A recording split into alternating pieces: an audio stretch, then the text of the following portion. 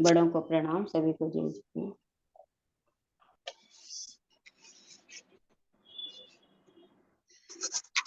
ललिता जी प्रणाम आपको।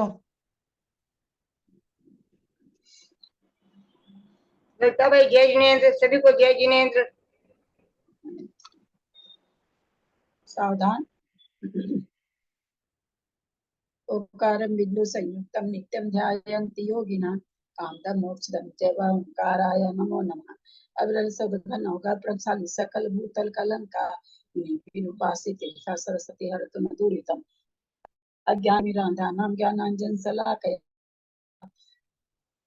चक्षुरुन्मिलितं तस्मै श्री गुरुवे नमः। श्री परम गुरुवे नमः। परम्पराचार्य गुरुभ्यो नमः।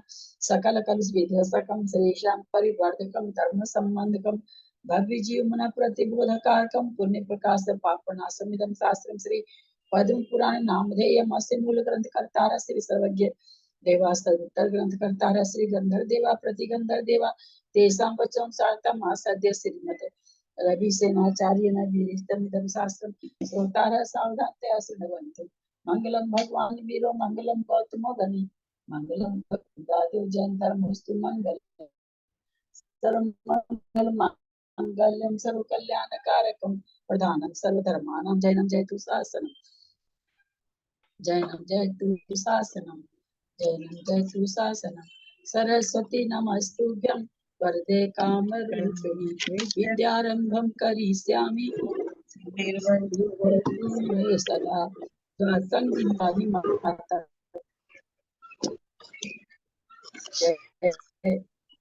परम मंगली ग्रंथ पद सत्यकार की जय।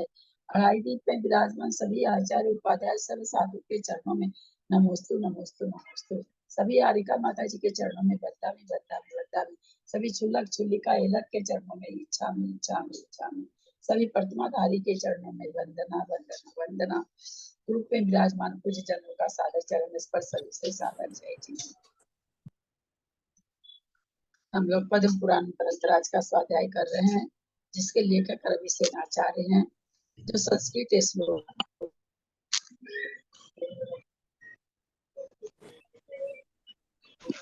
आज आपकी आवाज बिल्कुल भी नहीं आ रही दीदी।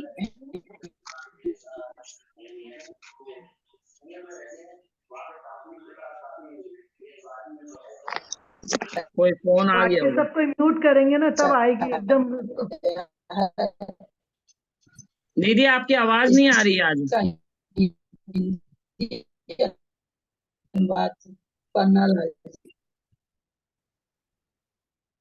दीदी आपकी आवाज नहीं आ रही है।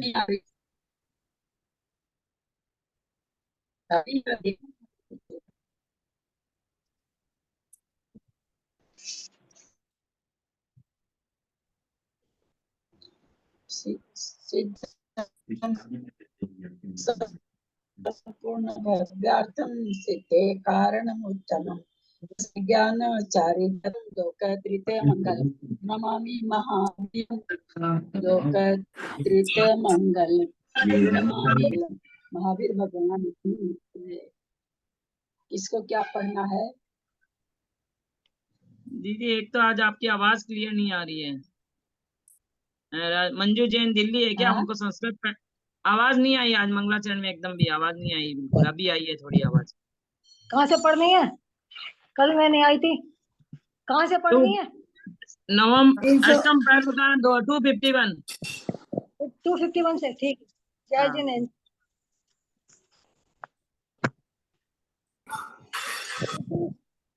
इति संचयते गाय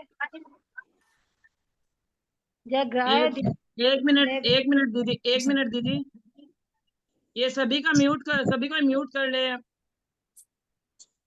राहुल जैन, सरोज जी।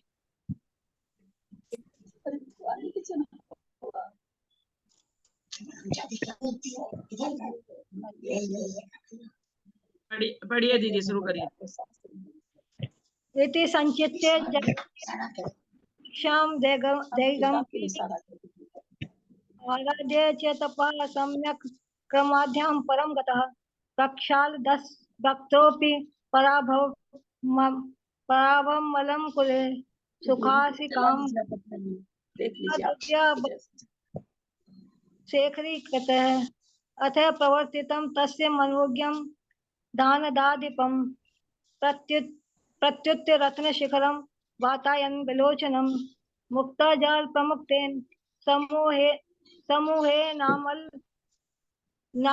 नामलत्स्वाम समृत्यो समृत्य समृत्सज्य देवाजशमश्रु स्वामी वियोगतः पद्मराग निर्वाण मग्रदेशं ददक्षुता तारनादेव संप्राप्तं हृदयं रक्ततां पराम् इंद्रनील प्रवाजाल कृत प्रावणं क्वचित् शोकादिवः परिप्राप्तं श्यामलत्वम् उदारातः चैत्यकानन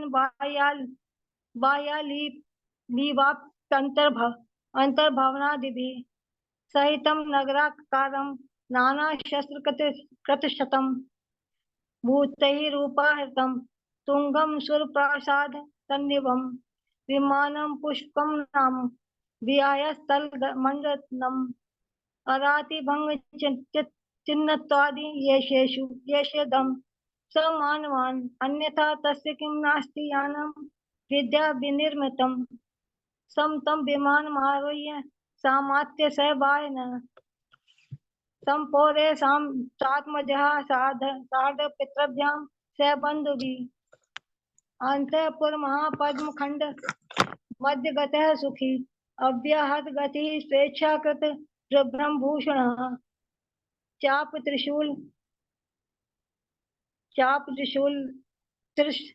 पाशादि पाणिभिः वृत्तैः अनुगतो भक्तैः विहतात् भूतकर्मभिः कृतशत्रु समूहान्तैः सामन्तैः बद्धमण्डलैः पूर्णप्रवण चेतोभिः महाविवशोभितैः वर विद्याधरी पाणिग्रहितैश्च चारुचामरैः बीज्यमानो विलितांगो गोशीर्ष आदि विलेपनैः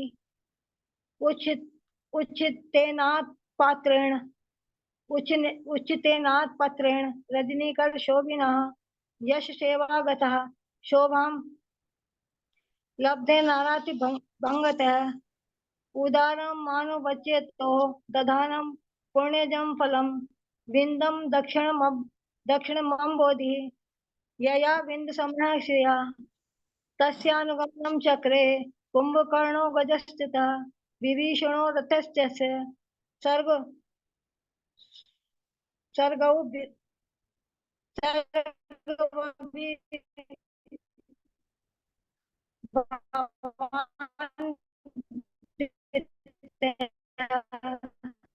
महादैत्यो मयो अपियेन सिंह सर मारुविदुष वज्रो दरे बुधे वज्राक्ष कूरः न चक्रश चारणे सुनः सुखे मयस्य मंत्रिणोऽन्ये च बहवः खेचराधिपः अनुजग मुरुदारेण विवेन समन्वितः दक्षिणाशां शेषां च वशीकृत्य ततो अन्नतः विजहार महीं पश्यन् सवनाद्रि समुद्रगाम् अथा सावन्यदाप्रक्षतः सुमालिम् अद्भुतः उच्चैः गगनमारूढो विनयानत विग्रह सरसी रहिते मनुष्यमिन् पूज्य पर्वत मूर्धनि पुनानि पश्य पद्मानां जातेन तिष्ठन्ति निश्चला स्वामिन् कथमत्र महीतले पतिता विविधच्छाया सुमनान्तपयोमुचः नमः सिद्धेभ्य इति उक्तः कुमाली कथमागतः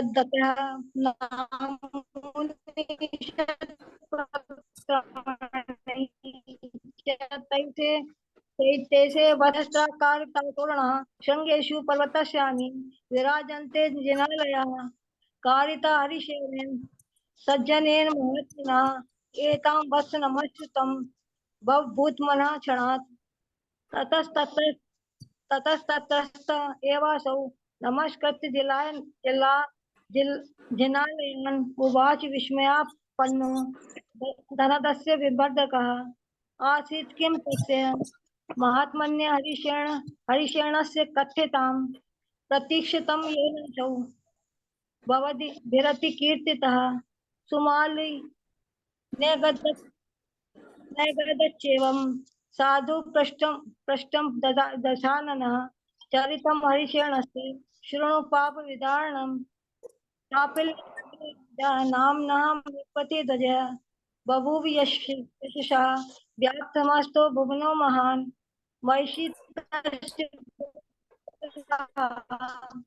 प्रमदा गुणशालिनी अभूत सौभाग्यतः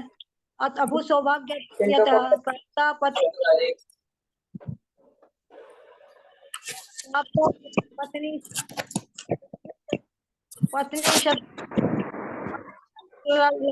लालतां हरिशेण समुत्पन्न ममता जैन म्यूट हो जाइए। ममता जैन हरिशेण समुत्पन्न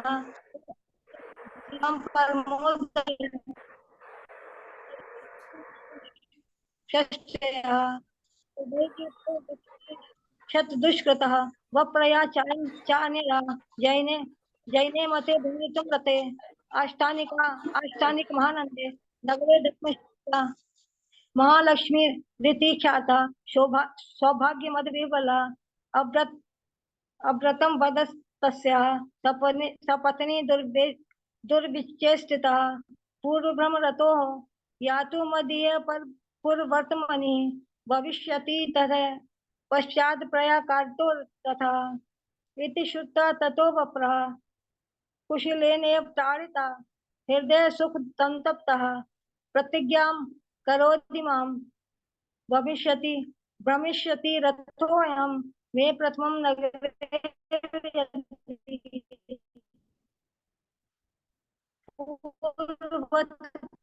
मग ना वीडियो बंद कर लो, म्हणजे जी अपना वीडियो बंद कर दो। करष्ये अतो अन्यथा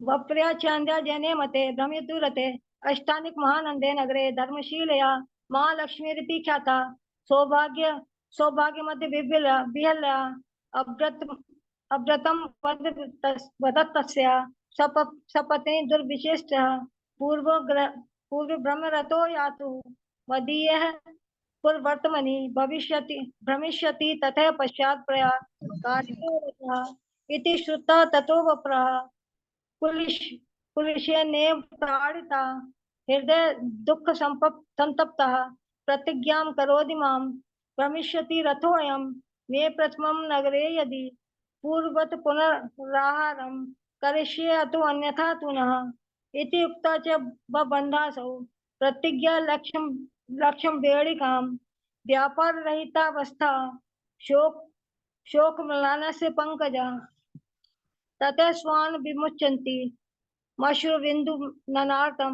बिन्दुन्नार्तं ऋषेणः समालोक्य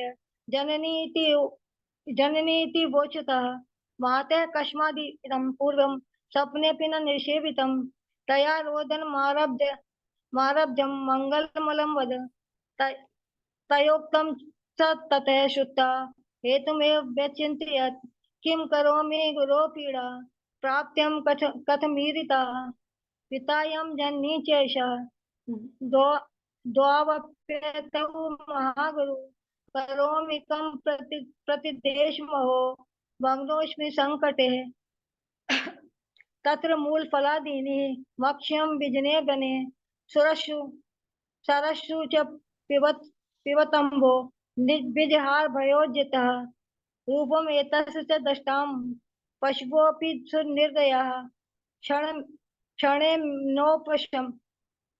क्षणेनोपशमं जगमर्भ्य कस्य स समन्तः तत्रापि स्मर्यमाणं तत्कृतं मात्रा प्ररोदनं भवादे तं प्रराश्च ततो गद्गद कंठया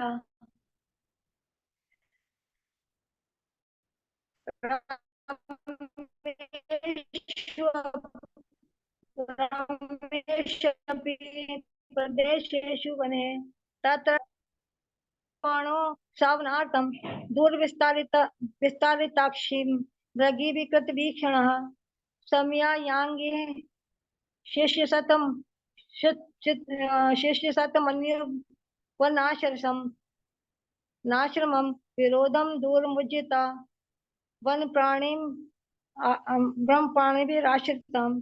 जय जनेन्द्र।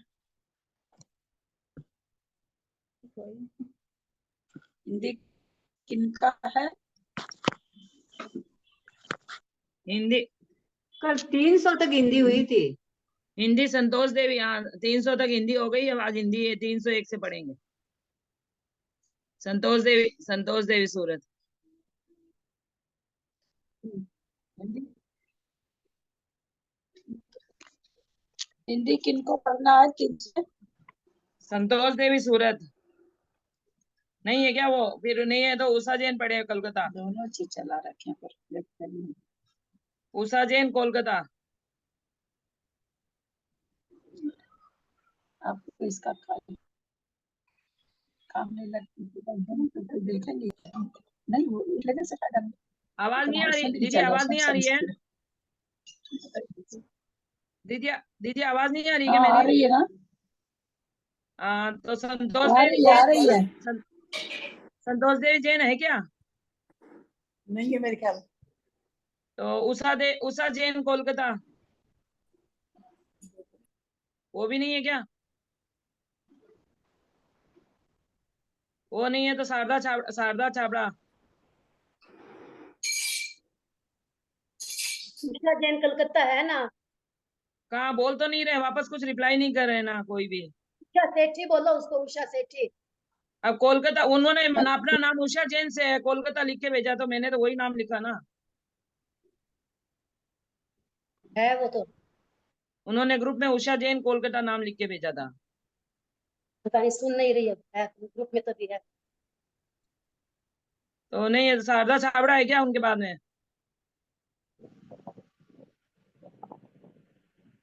मैं पढ़ूं? शारदा छाबड़ा नहीं है तो अंजना जी, जिनका शारदा अभी पढ़े है ना, शारदा मैं भाभी जी। हूँ शर्मिला, मैं हूँ। हाँ भाभी जी पढ़िए, आप पढ़िए। हाँ, मैं पढ़ रही हूँ। हाँ पढ़िए उषा भी है। तो है तो सुन नहीं रहे ना उषा जी। अब वो नहीं सुन रहे तो अभी ये पढ़ लेते, बाद में पढ़ लेंगे अगर सुन लेंगे तो। हम पढ़े। हाँ पढ़िए। अथानंतर एक कायाकल्प नाम का राजा था, जो महाभयंकर कर महाप्रतापी और बहुत बड़ी सेना को धारण करने वाला था। सो उसने चारों ओर से चंपा नगरी को घेर लिया। चंपा का राजा जन्मेजय जब तक उसके साथ युद्ध करता है तब तक पहले से बनवाई हुई लंबो सुरंग से माता नागवती अपनी पुत्री के साथ निकलकर शतमन्यु ऋषि के साथ आश्रम में पहले से ही पहुंच गई थी। वहां नागवती की पुत्री सुंदर रूप से सुशोभित हरिसेन को देखकर शरीर में बेचैनी उत्पन्न करने वाले कामदेव के बाणों से घायल हो गई। तदनंतर पुत्री को अनर्था देख नागवती ने कहा, शर्मिला जैन बेंगलोर म्यूट हुए। शर्मिला जैन तदनंतर बेंगलोर म्यूट हो जाए। तदनंतर पुत्री को अनर्था देख नागवती ने कहा कि हे पुत्री, सावधान रह, तू महामुनि के वचन स्मरण कर। सम्यक ज्ञान रूपी चक्षु को धारण करने वाले मुनिराज ने पहले कहा था कि तू चक्रवर्ती का स्त्री रत्न होगी। तपस्वियों को जब मालूम हुआ कि नागवती की पुत्री हरिसेन से बहुत अनुराग रखती है, तो अपकीर्ति से डरकर वह मूढ़ तपस्वियों ने हरिसेन को आश्रम से निकाल दिया। तब अपमान से जला हरिसेन हृदय में कन्या को धारण कर निरंतर इधर उधर घूमता रहा। ऐसा जान पड़ता था मानो वह ब्राह्मणी विद्या से अलिंगित होकर ही निरंतर घूमता रहता था। उत्कृष्ट के भार से दबा हरिसेन निरंतर शोकग्रस्त रहता था। उसे न भोजन से न पुष्प और पल्लवों से निर्मित सैया में, न फलों के भोजन में, न सरोवर अंतर जल पीने में, न गांव में, न नगर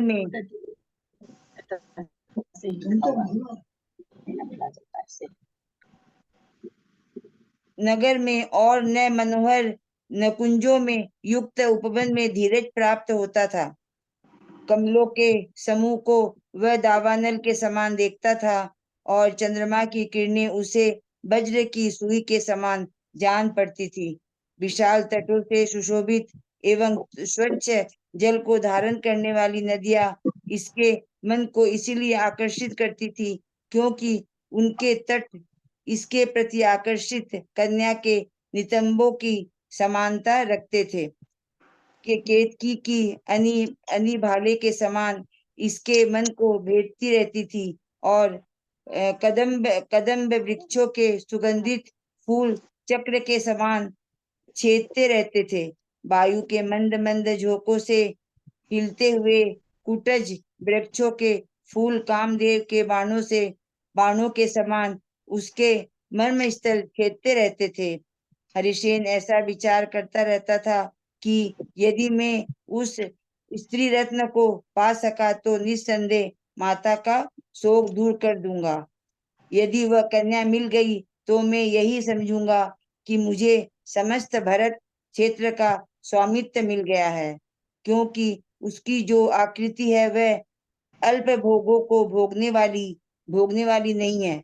यदि मैं उसे पा सका तो नदियों के तटों पर, वनों में, गांवों में, नगरों में और पर्वतों पर जिन मंदिर बनवाऊंगा। यदि मैं उसे नहीं देखता तो माता के शोक से संतप्त होकर मैं कभी का मर जाता। वास्तव में मेरे प्राण उसी के समागम की आशा से रुके हुए हैं। जिसका मन अत्यंत दुखी था, ऐसा हरिसेन इस प्रकार तथा अन्य प्रकार की चिंता करता हुआ माता का शोक भूल गया। अब तो वह भूताक्रांत मानव के समान इधर उधर घूमने लगा। इस प्रकार अनेक देशों में घूमता हुआ सिंधु नामक नगर में पहुंचा। यद्यपि उसकी वैसी अवस्था हो रही थी तो भी वह बहुत भारी पराक्रम और विशाल तेज से युक्त था। उस नगरी की जो स्त्रियां क्रीड़ा करने के लिए नगर के बाहर गई थी, वे हरिसेन को देखकर आश्चर्यचकित की तरह निश्चेष्ट हो गई। वे सैकड़ों बार आंखें फाड़ फाड़ कर उसे देखती थी, जिसके नेत्र कमल के समान थे, जिसका वृक्ष स्थल मेरु पर्वत के कटक के समान लंबा चौड़ा था, जिसके कंधे दिग्माज के गंड स्थल के समान थे और जिसकी जांघें हाथी बांधने के खंबे के समान सुपुष्ट थी। ऐसे हरिसेन को देखकर वे स्त्रियां पागल सी हो गई, जिसके चित्त ठिकाने नहीं रहे तथा उनके चित्त ठिकाने नहीं रहे तथा उसे देखने देखते उन्हें तृप्ति नहीं हुई। तदनंतर अंजनगिरी के समान काला और झड़ते हुए मध्य से भरा एक हाथी बलपूर्वक उन स्त्रियों के सामने आया। हाथी का महाबत जोर जोर से चिल्ला रहा था कि हे स्त्रियों, यदि तुम लोगों में शक्ति है तो शीघ्र ही भाग जाओ, मैं हाथी को रोकने में असमर्थ हूँ। पर स्त्रियां तो श्रेष्ठ पुरुष हरिसेन के देखने में आसक्त थी, इसीलिए महाव्रत के वचन नहीं सुन सकी और वे भागने में ही असमर्थ हुई। जब महाव्रत ने बार बार जोर से चिल्लाना शुरू किया, तब स्त्रियों ने उस ओर ध्यान दिया। तब वे भय से व्याकुल हो गई। तदनंतर कांपती हुई वे स्त्रियां हरिसेन के शरण में गई। इस तरह उसके साथ समागम की इच्छा करने वाली स्त्रियों का भय ने उपकार किया। तत्पश्चात घबराई हुई उत्तम स्त्रियों के शरीर के संपर्क से जिसे रोमांच उठ आए थे, ऐसे हरिसेन ने दया युक्त हो विचार किया कि इस ओर गहरा समुद्र है, उस ओर प्राकार है और उधर हाथी है। इस तरह संकट उपस्थित होने पर मैं प्राणियों की रक्षा अवश्य करूंगा। उपस्थित होने पर मैं प्राणियों की रक्षा अवश्य करूंगा। जिस प्रकार बेल अपने सींगों से प्राकार माने क्या होता है? प्राकार माने इधर गहरा समुद्र है, उस ओर प्राकार है। भाभी प्राकार माने महल होना चाहिए, खाई होना चाहिए, बाकी देखना पड़ेगा। हैं? गूगल में देखना पड़ेगा, खाई होना चाहिए, खाई।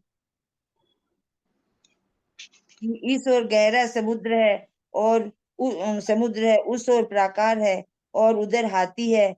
इस तरह संकट उपस्थित होने पर मैं प्राणियों की रक्षा अवश्य करूंगा। जिस प्रकार बेल अपने सींगों से बामी को खोदता है, पर्वत को नहीं, और पुरुष बाण से केले के वृक्ष को छेदता है, शिला को नहीं, इस प्रकार दुष्ट चेष्टाओं से भरा मानव कोमल प्राणी का ही पराभव करता है। कठोर प्राणी को दुख पहुंचाने की वह इच्छा भी नहीं करता। वे तपस्वी तो चहर दीवारी, प्राकार मतलब चहर दीवारी, घेरा, घेरा चहर दीवारी। वे तपस्वी तो अत्यंत दीन थे, इसीलिए मैंने उन पर क्षमा धारण की थी। उन तपस्वियों ने आश्रम से निकलकर यद्यपि अपराध किया था, पर उनकी वृत्ति हरिणों के समान दीन थी। साथ ही वे गुरुओं के घर रहते थे, इसीलिए उन पर क्षमा धारण करना अत्यंत श्रेष्ठ था। यथार्थ में मैंने उन पर जो क्षमा की थी वह मेरे लिए अत्यंत हितावह तथा परमाभ्युदय का कारण हुई है। तदनंतर हरिसेन ने बड़े जोर से चिल्लाकर कहा कि रे महाबत, तू हाथी दूसरे स्थान से ले जा। तब महाबत ने कहा कि अहो, तेरी बड़ी धृष्टता है कि जो तू हाथी को मनुष्य समझता है और अपने को हाथी मानता है।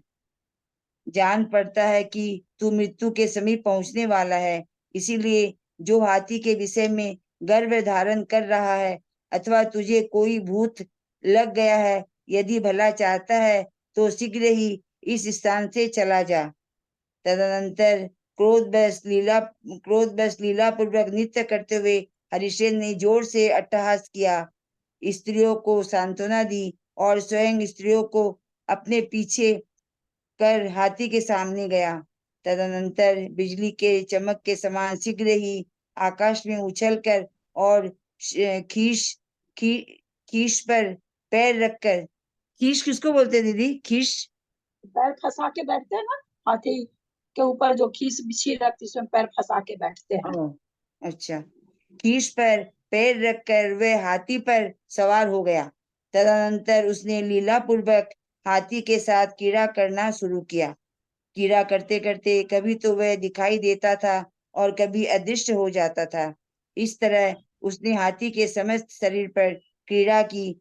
पश्चात पृथ्वी पर नीचे उतरकर भी उसके साथ नाना क्रीड़ाएं की। तदनंतर परंपरा से इस महान कलकल को सुनकर नगर के सब लोग इस महाआश्चर्य को देखने के लिए बाहर निकल आए। बड़ी बड़ी स्त्रियों ने झरोके में बैठकर उसे देखा तथा कन्याओं ने उनके साथ समागम की इच्छाएं की। आस्फालन अर्थात पीठ पर हाथ फेरने से, जोरदार डांट टपट के शब्दों से और बार बार शरीर के कंपन से हरिसेन ने उस हाथी को क्षण भर में ही मद रहित कर दिया। नगर का राजा सिंध महल की छत पर बैठा हुआ यह सब आश्चर्य देख रहा था। वह इतना प्रसन्न हुआ कि उसने हरिसेन को बुलाने के लिए अपना समस्त परिकर भेजा। तदनंतर रंग बिरंगी झूल से जिसकी शोभा बढ़ रही थी, वह नाना रंगों के चित्राम से जो शोभायमान था, ऐसे उसी हाथी पर वह बड़े वैभव से आरूढ़ हुआ, जो पसीने की बूंदे के बहाने मानो मोतियों से रहित था।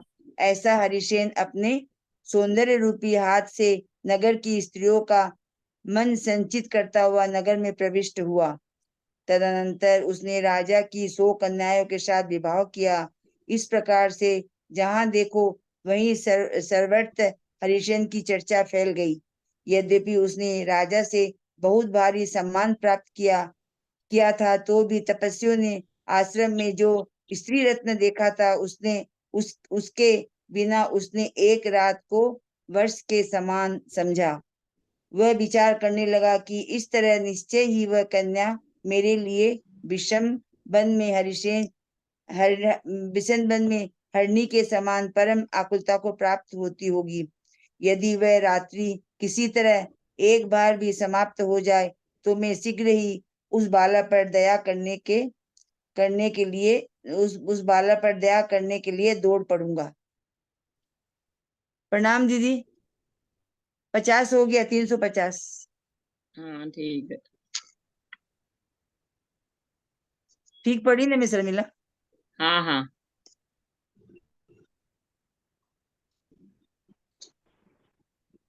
प्रणाम हाँ। दीदी। संस्कृत सुमन सेठी हैदराबाद, संस्कृत पढ़े है क्या? सुमन सेठी हैदराबाद।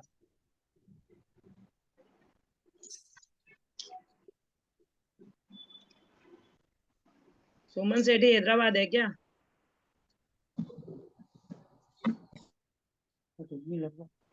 ये पंखा ही नहीं चला रहे। जेठी जेठी भाई साहब आप पढ़ लीजिए, वो नहीं है बोल रहे हैं कुछ भी, सुमन सेठी नहीं बोल रहे हैं कुछ भी।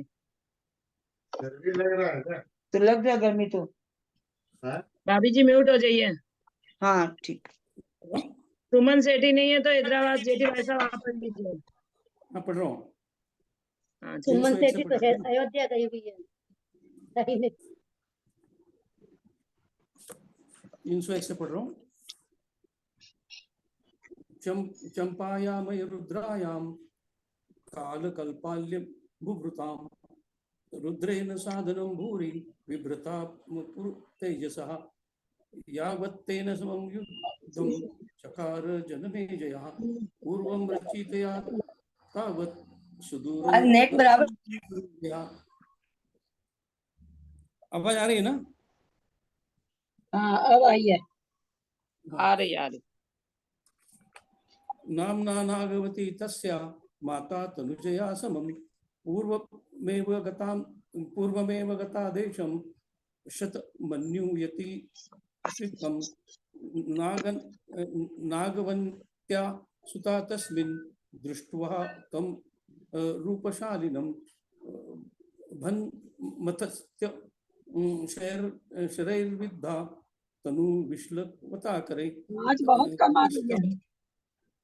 ततस्तामन्याधा नहीं के बराबर आवाज आ रही है।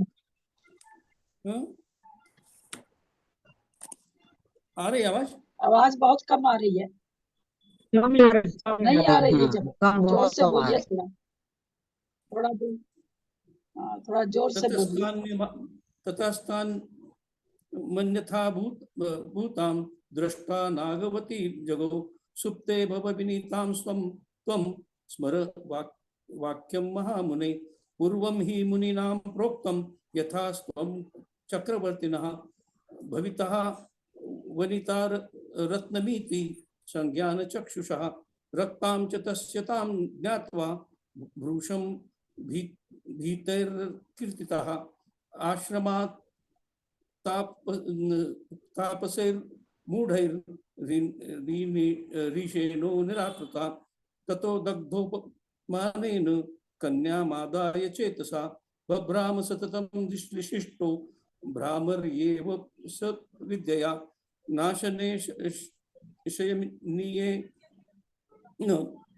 पुष्पपल्लवल्किते फलानां भोजनेनैव पाने वा सरसोऽम्बसः न ग्रामे नगरे नोपवने रम्यलतागृहे धृतिं लेमे समुत्कण्ठभाराक्रान्त सशोकवान् दावाग्नि सदृशास्तेन पद्मखण्डा निरीक्षितः वज्रसूचितमास्तस्य वृश्चन्द्रस् रश्मयः विशाल पुलिनाशाश्च स्वच्छतोषा समुद्रगा मानो मनोवहन्ति चाकृष्टकन्या जगन्नः साम्यतः मनुष्यः केतकी सूचि कुन्तवयष्टि रीवान् मिन्दत् चक्रवश कदम्बानां पुष्पं सूरिभिः चिच्छिदे कुटुजानां विबुधानि कुसुमानि नमस्तवः मर्माणि चिच्छि दुस्तस्य मस्तेव शावका इति चाचिन्न यल्यप्से स्त्रीरत्नं यदि नाम ततः शोकामः मातुरपेनप्या संशयं प्राप्तनेव ततो मन्ये पतित्वं भरतेऽखिले आकृतिं नहि सत्तस्या स्तोकभोग विधायिनी नदीकूलेष्वरण्येषु ग्रामेषु नगरेषु च पर्वतेषु च चैत्यानि कारयिष्याम्यहं ततः मातुः शोकेन संतप्तो वृतः स्यां यदि ताहमं न पश्येय धृतो जीवो मम तत्संगमाशया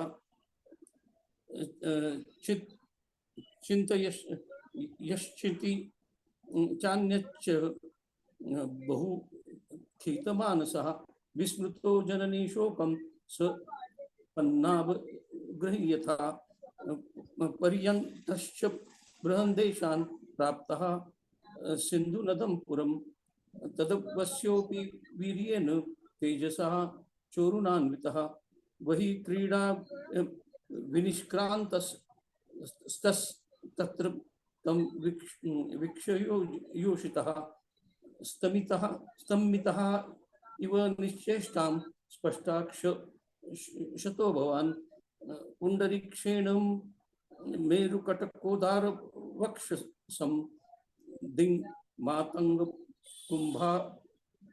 कुंभामसि मस्त स्तंभ समोरूपम उन्मत्तत्व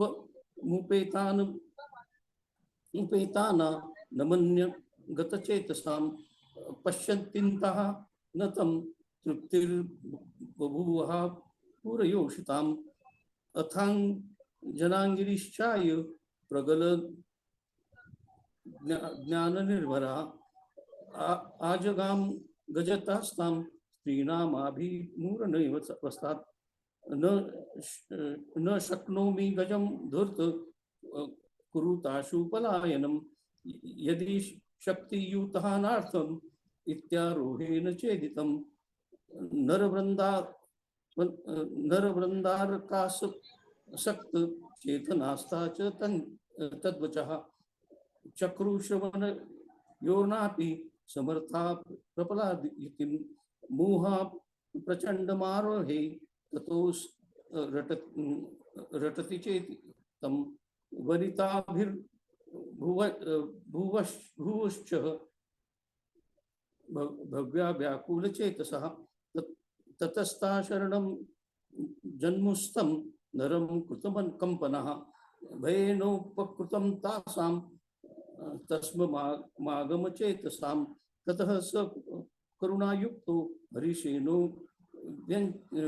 व्यचिन्तयत् सम्भ्रान्तोत्तमराङ्ग संगमात् पूलकाश्चितः दूत सिन्धुर्गभीरो यमितः शालो गजोन्यतः संकटे तु परिप्राप्ते करोमि प्राणिपालनं वृषः खनति वल्मिकं शृङ्गाम्यां न तु भूधरं पुरुषः कदली छिन्ते सायकेन शिलां तु न मृदुं परामवत्तेषः लोक प्रचलचेष्टितः उद्धृत्य सुखम कर्तुम नाभिवांछा। भाई साहब आपकी आवाज या तो मोबाइल पास में रखिए, आपका आवाज बहुत धीरे आ रहा है। मोबाइल पास में है।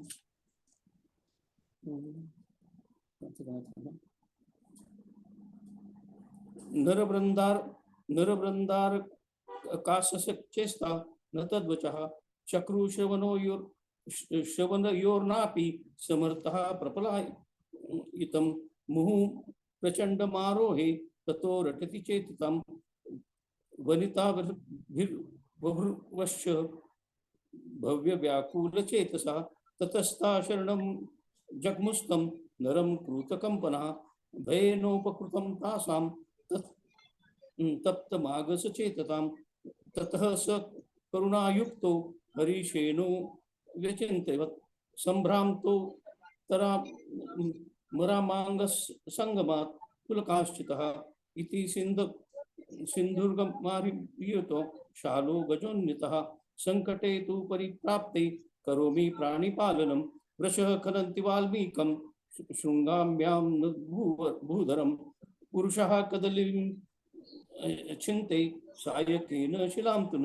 मृदुं पराभवतेष्यः लोकः प्रखलचेष्टितः उद्धृत्याश्च सुखं कर्तुं नाभिवाञ्छति कर्कशैः क्लीवास्ते तपसा येन क्षमा तेषां मया कृतः सारंगसमवृत्तीनां निर्वासेन कृतागसां वसतां गुरुगेहेषु क्षमात्यन्त गरीयसौ प्रूता सा हि हितात्यन्तं संजाता परिमोदया उक्तमेव ततस्तेन तारनिष्ठुरया गिरा भो नो हस्तिपकान्येव नय देशेन कारणं ततो हस्तिपकेनोक्त महोते धृष्टतापरा यन्मनुष्यं गजं वेत्सि स्वं च वेत्सि मतजंगम नूनं मृत्युसमीपोऽसि यन्मदं वसे गजे गृहेण वा गृहीतोऽसि वज्रास्मादाशु गोचरात् विहास्य स ततः कोपालीलया कृतो नर्तनः शान्त्वा वाङ्गाणा कृत्वा पृष्ठतो गजं भगात् विद्युद्विल सीतेनासौ करुणेन ततो मम उपत्य दशने पादं कृत्वा रुक्षमङ्गलं ततः क्रीडितुम् आरेभे गजेन सह लीलया जृम्भनष्टं नष्टः समस्तेषु गात्रेष्वत्स्य पुनर्भुवि पारमर्थ्यं ततः कृत्वा ककलं महता विनिष्कान्तं पुरं सर्व द्रष्टुमेतान् महाव्रतं वाताय नगताश्चे क्षाञ्चक्रिरे तं महान्मना चक्रुर्मनोरथान् कन्यास्तस्मागम संगतान् अस्फालैर्महाशब्दैर्मुहुर्गात्र विधूननै ततोऽसो निर्मदस्तेन क्षण मात्रेण वारणः हर्म्य पृष्ठगतो दृष्ट्वा ददाताश्च पुराधिपां सिन्धूनामाखिलं तस्मै प्राजिधाय परिच्छदां ततः कृतश्चायि नानावर्णकमासुरैः आरूढं सकजे तेस्मिन् विभूता परयान्वितः मनांसि पौरनारीणां मुञ्चित्वन् रूपपाणिनः प्रविवेशः पुरं वेद बिन्दुमुक्त प्रफलान्वितः नराधिपस्य कन्यानां परिणीतं ततशतं तेन सर्वत्र चासका हरीशेन मयि कृता महान्तमापि सम्प्राप्तः सेनानं च नरेश्वरात् स्त्रीरत्नेन विनामेनै तां वर्षमेव शर्वरीं अचिन्तवयश्च नूनं सा मया विरहिता धुना मृगीवाकुलतां प्राप्तां परमांशमेव नि सत्कृतेशा कथञ्चिञ्चेत् क्रियामा क्षयं नेष्यति गतिष्यामि ततो सीमा तेरा खुला है, बंद कर। अंतिमम् सीमा म्यूट हो जा, आवाज नहीं आ रही ठीक से जेठी भाई साहब हो की। गया 50 350 हो गए।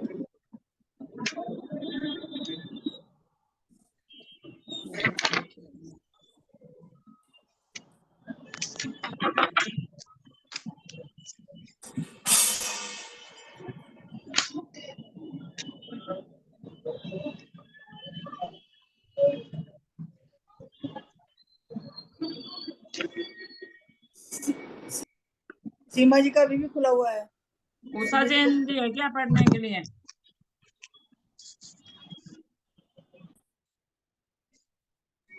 उषा जैन कोलकाता।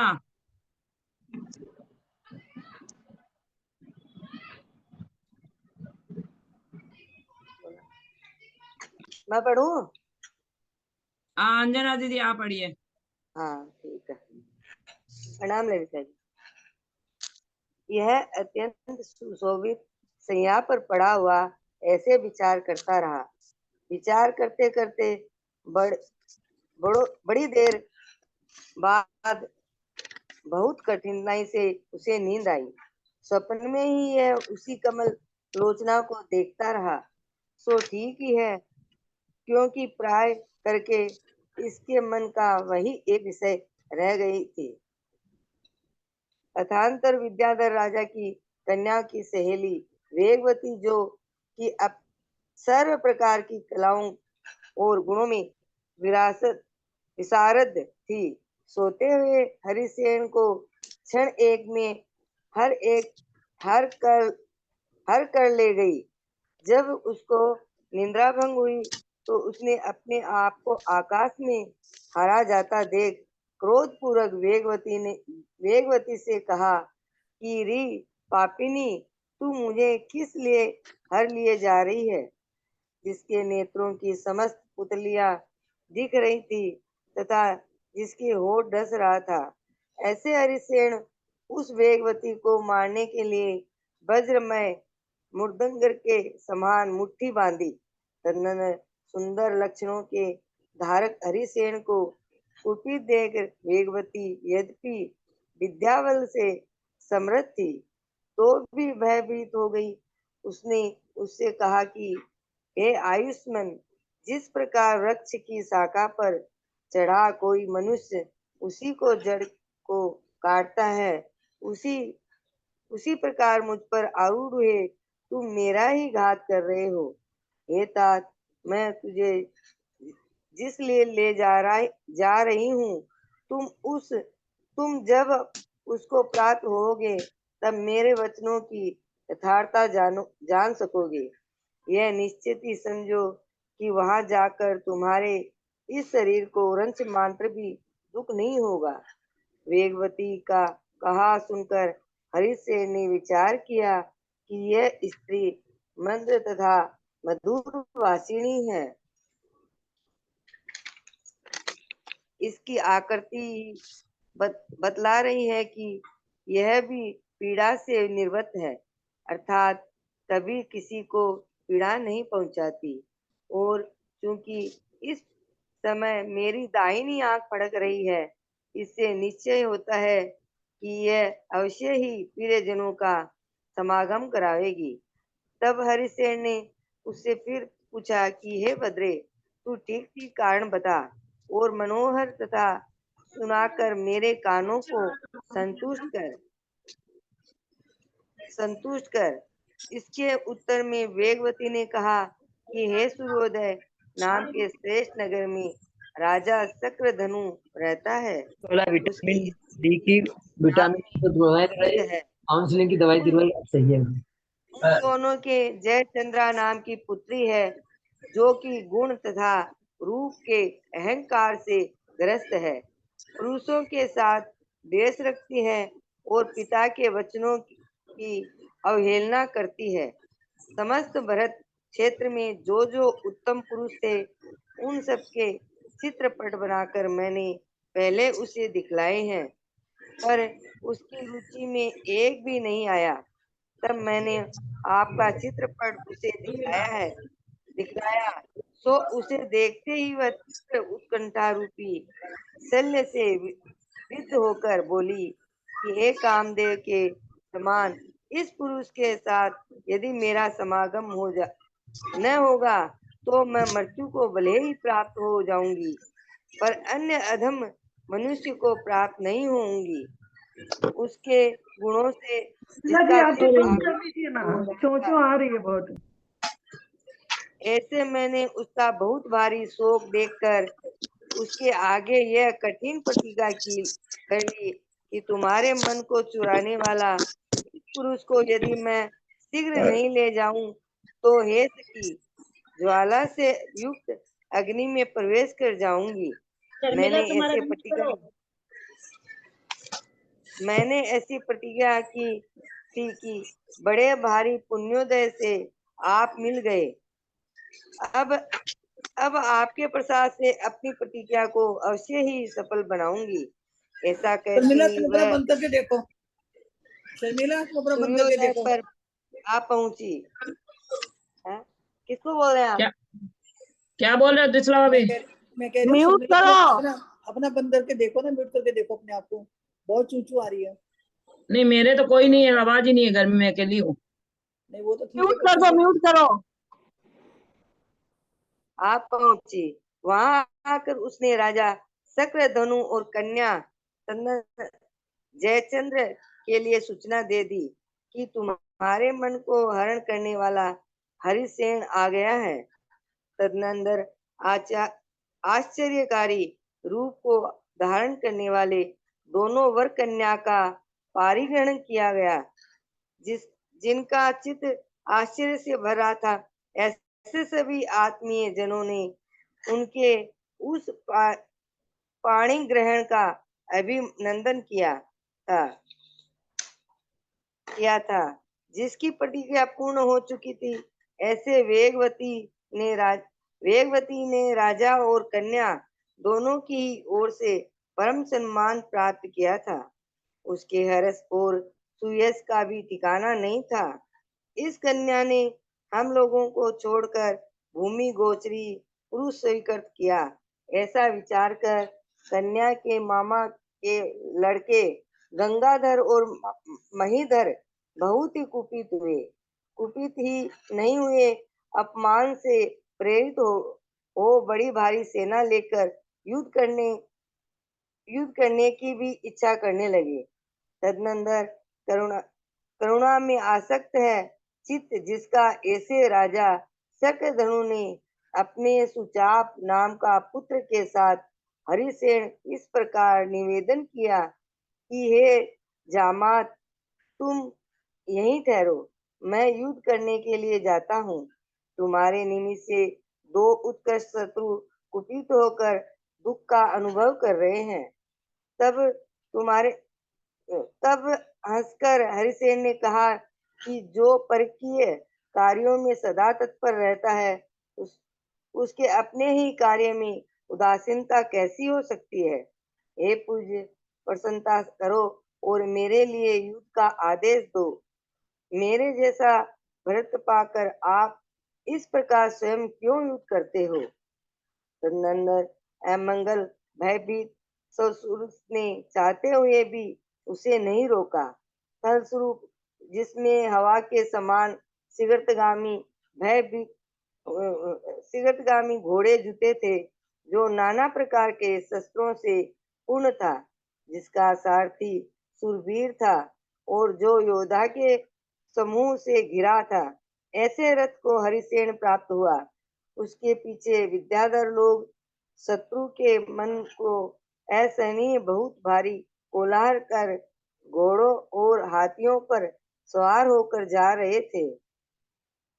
तदनंतर शूरवीर मनुष्य जिसकी व्यवस्था बनाए हुए थे, ऐसा महायुद्ध पर्वत हुआ। सो कुछ ही समय के बाद शक्रधनु की सेना को पराजित देखकर हरिसेन युद्ध के लिए उठा। तदनंतर जिस दिशा में उसका उत्तर रथ निकल जाता था, उस दिशा में न घोड़ा बसता था, न ही हाथी दिखाई देता था, न मनुष्य शेष रहता था और न रथ ही बाकी बचता था। उसके एक साथ डोरी पर चढ़ाए हुए वाणों से शत्रु की सेना को इस प्रकार मारा कि वह पीछे बिना देखे ही एकदम सरपट कहीं पर भाग खड़ी हुई, जिसके शरीर में बहुत भारी कंपी छूट रही थी। ऐसी भय से पीड़ित कितने ही योद्धा कह रहे थे कि गंगाधर और महीधर के यहाँ बड़ा अनिष्ट कार्य किया है। यह कोई अद्भुत पुरुष युद्ध में सूर्य की भांति सुशोभित हो रहा है। जिस प्रकार सूर्य समस्त दिशाओं में किरणें छोड़ता है, उसी प्रकार यह भी समस्त दिशाओं में बहुत बाण छोड़ रहा है। तदनंतर अपनी सेना को उसे महात्मा के द्वारा नष्ट होती देखकर भय से ग्रस्त हुए गंगाधर और महीधर दोनों ही कहीं भाग खड़े हुए। तदनंतर उसी समय पुण्योदय से रत्न प्रकट हो गए, जिससे हरिसेन महान अभ्युदय को धारण करने वाला 10वां चक्रवर्ती प्रसिद्ध हुआ। यद्यपि वह चक्ररत्न से चिन्हित परम लक्ष्मी से युक्त हो गया था, तो भी मदनावली से रहित अपने आप को तृण के समान तुच्छ समझता था। तदनंतर 12 योजन लंबी चौड़ी सेना को चलाता और समस्त शत्रुओं को नम्रीभूत करता हुआ वह तपस्वियों के आश्रय में पहुंचा। जब तपस्वियों को यह बात का पता चला कि वह वही है जिसे हम लोगों ने आश्रम से निकाल दिया था, तो बहुत ही भयभीत हुए। निदान हाथों में फल लेकर उन्होंने हरिसेन को अर्घ दिया और आशीर्वाद से युक्त वचनों से उसका सम्मान किया। सतमन्यु के पुत्र जन्मेजय और माता नागवती ने संतुष्ट होकर वह कन्या उसके लिए समर्पित कर दी। तदनंतर उन दोनों का विधि पूर्वक विवाह महोत्सव हुआ। इस कन्या को पाकर राजा हरिसेन अपना पूर्व जन्म माना। तदनंतर चक्रवर्ती की लक्ष्मी से युक्त होकर वह कापिल्य नगर आया। 32,000 मुकुटबद्ध राजा उसके साथ थे। उसने मुकुट में लगे मणियों के समूह से सुशोभित सिर झुकाकर तथा हाथ जोड़कर बड़ी विनय से माता के चरणों में नमस्कार किया। सुमाली दशानन ने कहते हुए कि हे दशानन, इस समय उक्त प्रकार के पुत्र को देखकर बर्मा के हर्ष का पार नहीं रहा।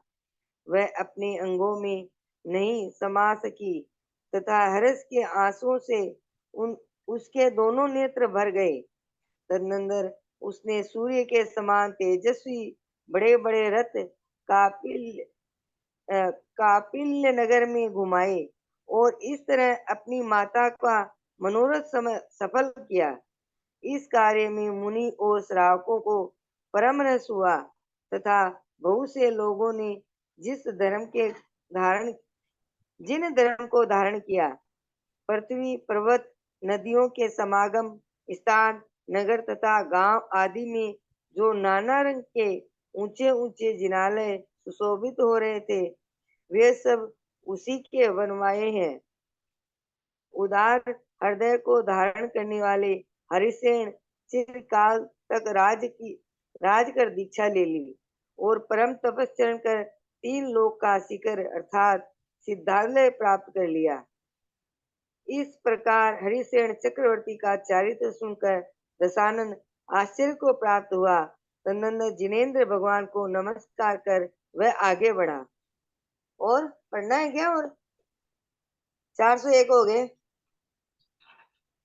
शर्मिला जी? हो गया 401। हाँ, टाइम भी हो गया। टाइम भी हो गया। जिनवानी स्तुति करें।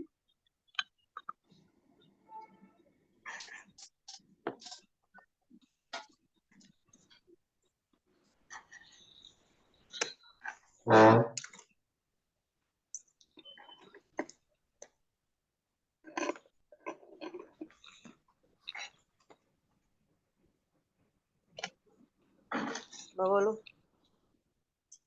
हाँ, मस्तक मारा मत सदा स्वीकार करो माँ, संसार के सागर से बेड़ा पार करो माँ, बेड़ा पार करो माँ।